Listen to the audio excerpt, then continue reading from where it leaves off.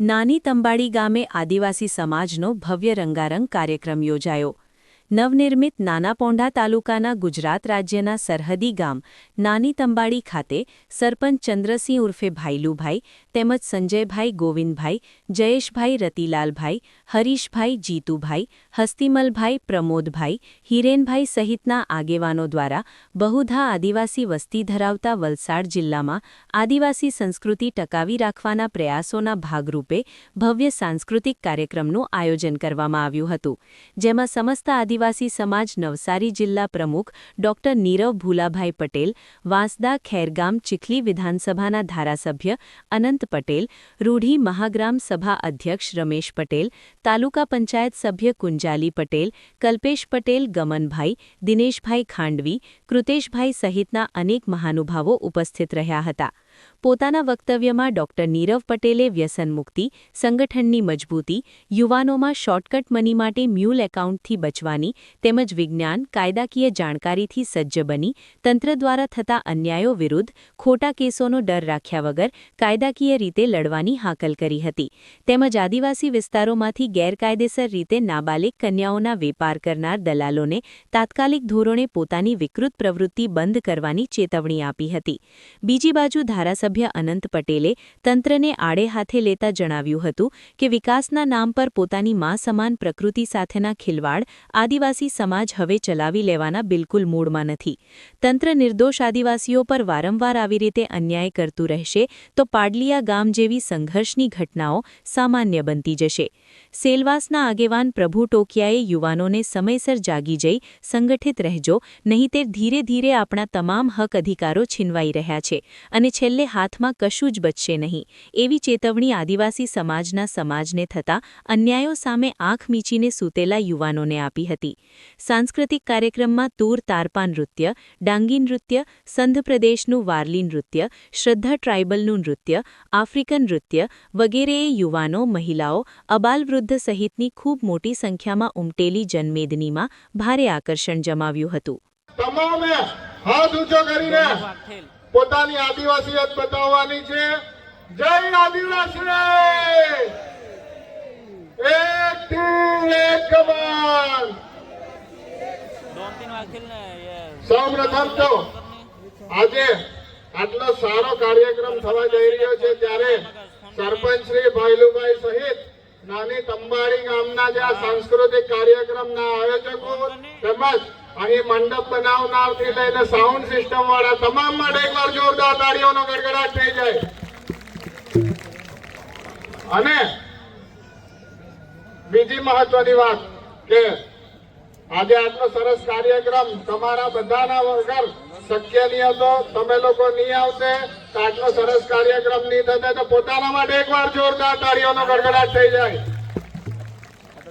હારું નાની તંબાડી ગામની એકતા તો બહુ જોરદાર એમ કે, પણ હારું તાળીઓ પાડવામાં આટલા કંજૂસ તો અમે હું આ ખેરગામ થી અહીંયાથી આવ્યા બધા આવીને આદિવાસીઓને બધે હાલી મવાલી સમજતા હતા. મારી મમ્મી ગુજરાત રાજ્યના શ્રેષ્ઠ શિક્ષક એવોર્ડ જીતી ચૂકેલા.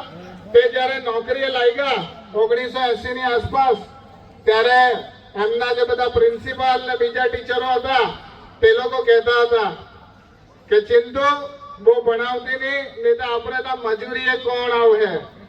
તો આજે આપણું જે આ સંગઠન છે, આપણી જે આ લડત છે, એના લીધે આજે એવો સમય આવ્યો કે આપણને કોઈ ગણતું નહીં હતું. તેમાંથી આપણા કાર્યક્રમોના ઉદ્ઘાટન કરવા માટે મુખ્યમંત્રીએ આવવું પડ્યું. એ આપણા સંગઠનની તાકાત છે.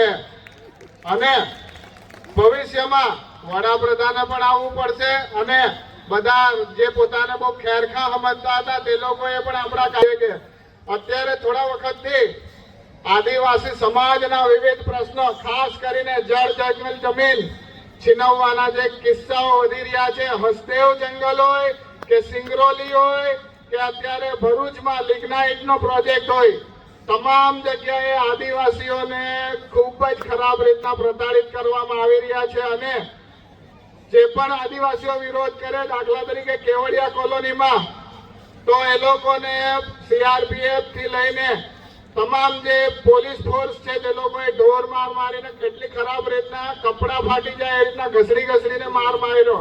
એના લીધે કંઈ પણ હોય આદિવાસીઓને નક્સલવાદી ઘોષિત કરી દેવામાં આવે, અર્બન નક્સલી કહેવામાં આવે, પણ હવે તંત્ર સાથે સંઘર્ષની ઘટનાઓ વધી રહી છે અને એના લીધે પાડલિયા ગામમાં અંબાજી ખાતે આદિવાસી સમાજે આદિવાસીઓ કોણ છે તેનો પરિચય આપી દીધો અને ધીરે ધીરે જો તંત્ર નહીં સુધરે તો આવી ઘટનાઓ પણ વધતી જ જવાની છે. અમે કોઈ પણ હિંસાત્મક વસ્તુઓના સમર્થનમાં ક્યારેય નથી, પણ તંત્રએ સમજવું પડશે કે જ્યારે તમે ખોટું કરશો તો હવે પ્રજા સાખી લેવાના મૂડમાં નથી અને આદિવાસીઓને તમે ચણા મમરા સમજવાનું બંધ કરો. અત્યાર સુધી આદિવાસી સમાજ વારલી હોય કે ધોળિયા હોય કે કુકણા હોય કે ચૌધરી હોય કે ગામિત હોય વિવિધ સમાજોમાં વહેંચાયેલો હતો, પણ હવે હું તમને પૂછીશ, આપણે એટલે કોણ?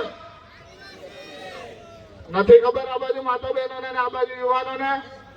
આપણે એટલે કોણ?